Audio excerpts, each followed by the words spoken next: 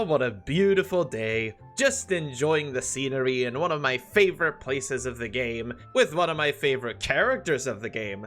It should be a real shame if I forgot to do something this week. Real shame indeed. Look, I can only keep this joke going so far. I forgot to record an auxiliary video this week. But that's why we're here today, because I'm bringing you Boba Boy. More specifically, though, I very recently managed to get myself top 1% Ayato, which is the first character I've ever had that's been that highly ranked on Aksha. And obviously, Aksha chasing isn't exactly something you should care about, but it is still a little bit fun to see that one of my characters has made enough progress to be considered good, even by statistical probability. So, this is my Ayato. He is rocking 85% crit rate and almost 220% crit damage. His attack is a little bit low in the setup, unfortunately, but I'll show you how to fix that in a moment. He is rocking the Black Sword at Refinement 1 with Heart of Death as his artifact set.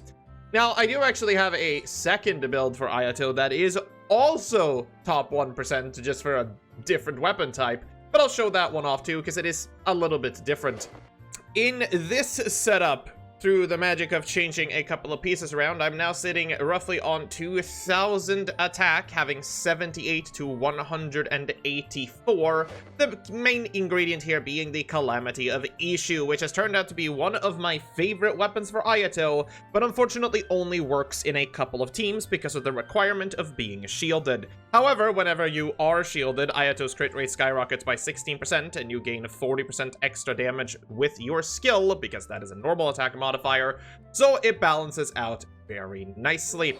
He's still rocking the same set and everything else other than that, but it requires some balancing around because not every team with Ayato can have shield. What I really wanted to do today, though, was just to kind of go back and show off the fact that this little guy right here is probably one of the most versatile characters in the entire game. So what I've done is I have slapped together a multitude of random teams, and I'm just gonna kind of try them out to see what kind of Ayato I want to be playing at the end of the day. Because there's just so many different variants of Ayato to play. It's kind of insane. Anyways, without any further ado, and Ayato getting distracted by what can only be described as immaculate drip, let's begin. Now, one of my favorite Ayato teams to play as of late is this weird lunar-charged taser-like team running Kamisato Ayato himself, Kokomi, Inefa, and Kazuha. Inefa is marvelous for Ayato because of the fact that she provides a shield, which enables Ishu by itself. She also deals an absolute shit ton of damage, so everything perfect there. Kokomi keeps everybody alive and does have some off-field usage because of Ayato's weird skill timings, and Kazuha is here just to swirl Hydra most of the time because we all know what Kazuha do. I'm just gonna go straight into the Spiral Abyss and see if I can get a good run with this because I'm very rusty. As you can see, I already screwed it up. I don't know where she is. Oh god. You know what? I refuse to have Ayato be shanted like that. I'm way too rusty at this. We're doing it again. We're running up over here. We're activating his thing. We're gonna do that. There we go. Now we're getting where we want to be.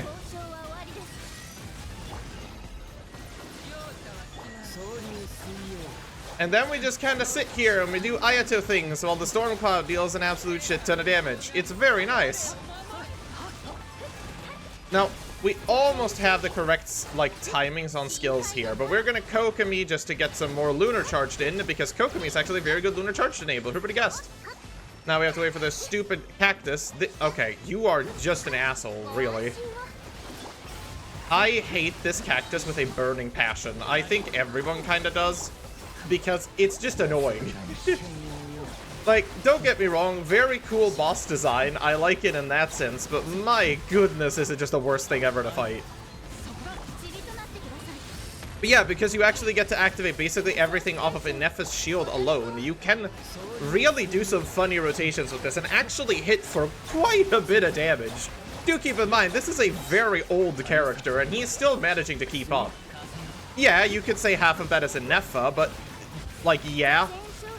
tell me one singular DPS in the game that isn't quite literally made by its supports.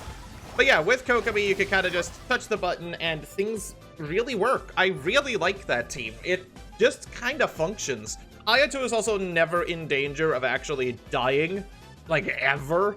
It's great. I am the storm that is abroad. Now, for the second version of the Taser team, I call this one the Virgil, because we are going to be abusing C2 Gene to make Ayato attack really, really fast.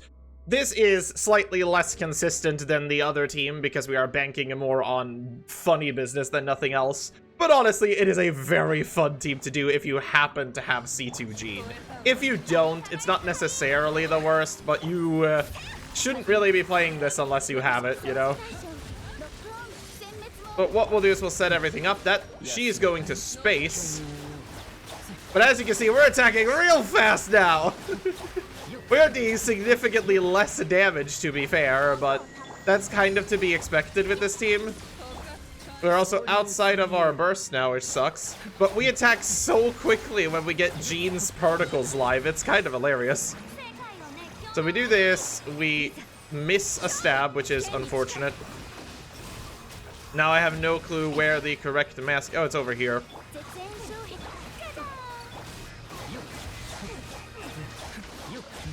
We have normal attack speed. We are going to activate our burst, set up for the rest here.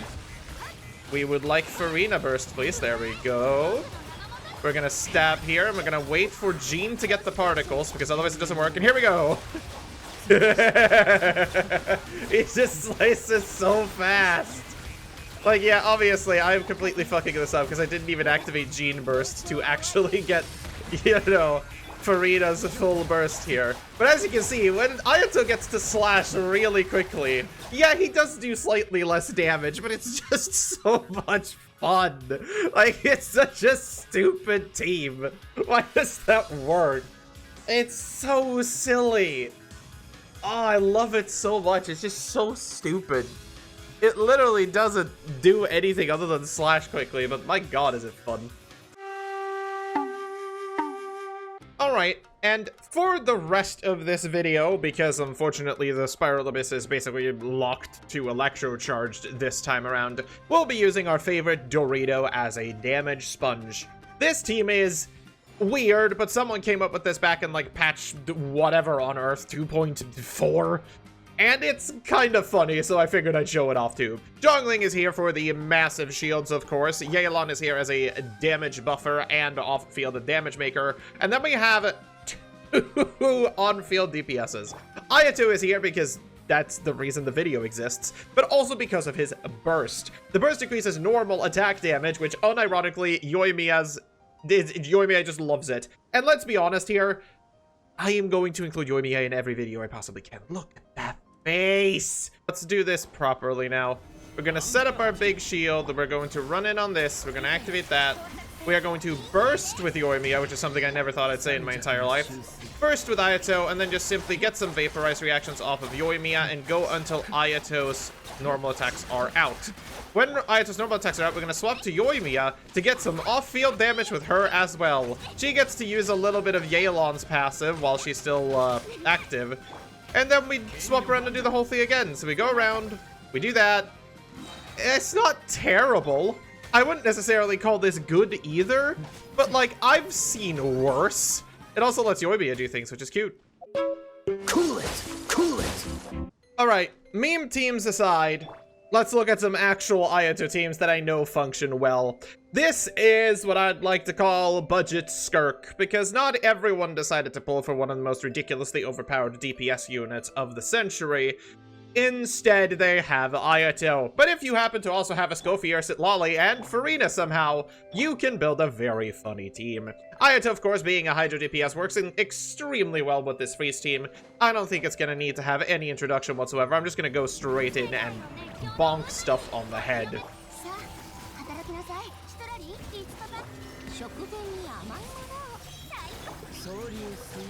Yeah, shocker, it's doing a lot of damage. Who could have guessed? This is without Ayato's own fucking buff, by the way. I didn't even activate it. Screw it, why not? Here we go. Yeah, no, I'm not shocked that this deals damage. Who could have possibly seen this coming? Oh no! Who could have guessed that this would cause the thing to explode? Gee whiz almighty, I would have never understood that. I'm sick of Xiangling. Right, let's go into some more old school Ayato teams, I guess. Here's a national team because why the hell not? It's Bennett Xiangling. Like, come on, you've seen this team for 500 years. My Xiangling isn't even built. I don't think it matters. Whatever. Yippity, hoopity, just do the thingy-mabob. Press every button known to man. There we go. Just press the buttons. Yeah, oh my god, he is... Wow. I mean... I guess it's a good thing Ayato doesn't matter in this team. Get him! Get him, everybody! Ayato don't matter. We're not here for Ayato. We're just here for nationals. Spin that stuff around. Lol. If only Ayato was still with us. Now stop me if you've seen this one before. Hyperbloom! Yeah! Yeah, Hyperbloom! Whoa! Oh god. Nothing here's working the way I wanted to. I didn't do anything correctly and it didn't matter because Hyperbloom! Hyperbloom! Oh no, my thing's offline. No! I got it, I guess. I don't know what I'm doing, but here we go. I'm not doing anything correctly. Hyperbloom! Hyperbloom! Okay, I'm not gonna over-exaggerate this. Ayato Hyperbloom is actually a really good team. Unironically, Ayato Hyperbloom works really, really well. It's the fact that you're so close up in melee all the time that the only two characters you really need to make it work is Kuki and any Dendro applicator. Nahida or Llama, pick your poison. I prefer Nahida, but it's up to you. Both of them work really, really well. Last slot is just slap whoever you want in there because who could have guessed? It just kind of works. Yeah, no, this team works, but it's not really very Ayato because you could put any, like literally, just put. I'll prove my point. Hang on. Hyperbloom, Hyperbloom. Get him, Hyperbloom.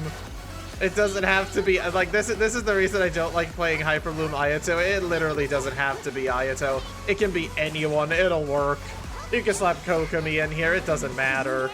Use Kokomi. Use I don't know. Use Barbara for all I care. It'll work. All right. The next one up is just Ayato Hyper Carry Turbo because it's basically every single buffer available on my account that is just going to hopefully make him deal some damage. Who knows? We're going to go in with this and see exactly how it works out. Get spawned in. We click all the buttons. Because I am genuinely curious. Here we go. It's like 20k a hit. That's not terrible. Considering we have nothing offloading that, though, I'm not entirely sure how much I like that compared to other teams. I think it's more of like an uptime problem. I don't particularly like this one. It's weird. I don't know. I think we can improve this. All right. Hyper Carry attempt number 2. We've swapped some things around because I kind of prefer to have Kazuha on this team because he just kind of does a lot when it comes to swirling Hydro. Yaelon is also here for reasons unknown because I kind of felt like trying it. I also have her funny Echo, so, you know, gotta show off when I can, I guess. Because I think we could do this. We could easily swirl Hydro, click the button, press the button, do the button again, press all the buttons. Yes, we're wasting some burst up time here. That hurts a little bit more. That's more like what I want to see. Okay. Then we can easily do this. We can activate her burst again. We can swirl once more. Sadly, my Bennett isn't built, but otherwise we'd have a second one there. I prefer this one by like a lot, actually. This works. This is a cool team. I'm okay with this one. This one's fine. Like, it has some energy recharge problems, mostly for Bennett. I'm kind of curious, how much does just this do? No other bonuses here, just kind of... Alright, that's not a lot. There's definitely more when everything's popping off at the same time, but you know what? I don't hate that. That kind of works. There is one more team I quickly want to show off because I think this might be the biggest disaster I've ever concocted. Have a look at Mona. Mona looks very unassuming, basically being ignored for a majority of her time existing. But what a lot of people don't know is that her burst actually has quite a useful passive. So, it basically just applies an omen, which gives anything you hit a damage bonus, and that's literally all you need to know. However, my Mona is C5. And at C1, she gives additional damage to Lunar Charged and Electrocharged, to be fair. At C4, she also gives 15% crit rate to anything that has an omen on it. There's no way in hell this works, right?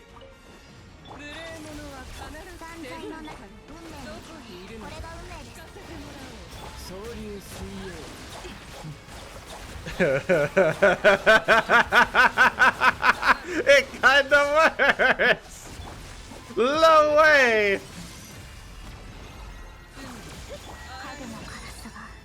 I mean, obviously, Mona isn't built in the slightest, but look, I am not gonna say anything here. This apparently kinda works. Okay, can you please tell me where you want to go? You want to go over here? Alright.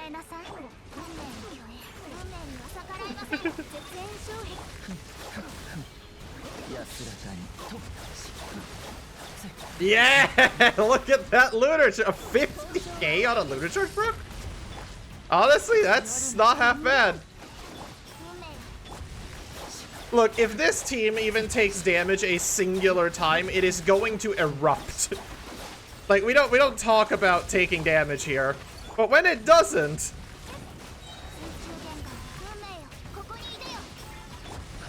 I'm gonna be real here. This might actually be a faster clear than all of the other teams I've done combined, at least on this boss. Not quite, but just the fact that I'm using Mona here is very funny to me. I can't believe that worked.